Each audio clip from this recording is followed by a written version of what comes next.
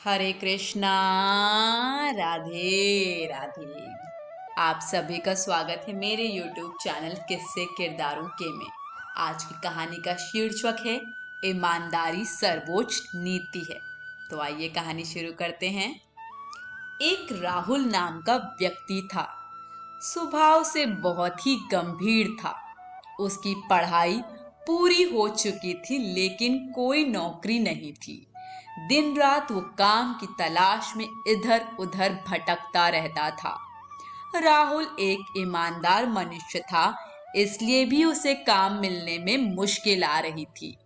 दिन इतने खराब हो चुके थे कि उसे मजदूरी करनी पड़ी। रोजी रोटी के लिए उसके पास अब कोई विकल्प नहीं था। राहुल पढ़ा लिखा था, जो उसके व्यवहार से साफ जाहिर होता था।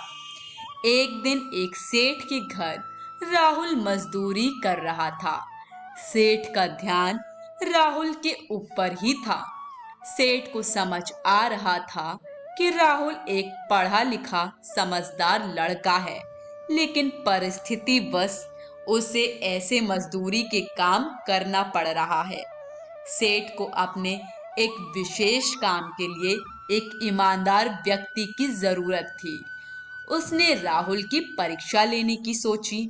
उसने एक दिन राहुल को अपने पास बुलाया और उसे 50,000 रुपए दिए, जिसमें 100-100 के नोट थे, और कहा, भाई तुम ईमानदार लगते हो, ये पैसे मेरे एक व्यापारी को दे आओ। राहुल ने ईमानदारी से पैसे पहुंचा दिए।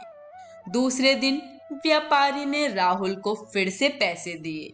इस बार उसने राहुल को बिना गिने पैसे दिए और कहा, खुद ही गिन लो और व्यापारी को दे आओ।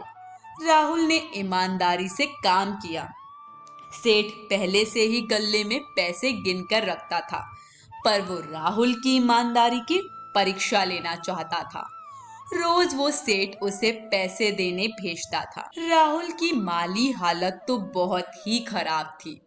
एक दिन उसकी नीयत डोल गई और उसने 100 रुपए चुरा लिए, जिसका पता सेठ को लग गया, पर सेठ ने कुछ नहीं कहा।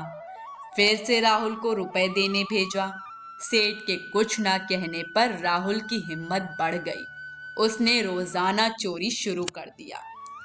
सेठ को उम्मीद थी कि राहुल उसे सच बोलेगा, लेकिन राहुल ने नहीं बोला।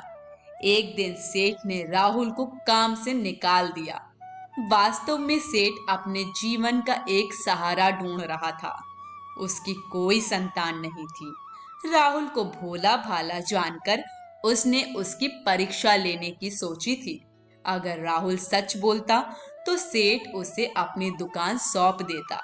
जब राहुल को इस बात का पता चलता है तो उसे बहुत दुख हुआ और उसने स्वीकारा कि कैसी भी परिस्थिति हो, ईमानदारी ही सर्वोच्च नीति होती है। शिक्षा। दोस्तों, कैसा भी मुकाम आए, व्यक्ति को ईमानदारी का साथ नहीं छोड़ना चाहिए।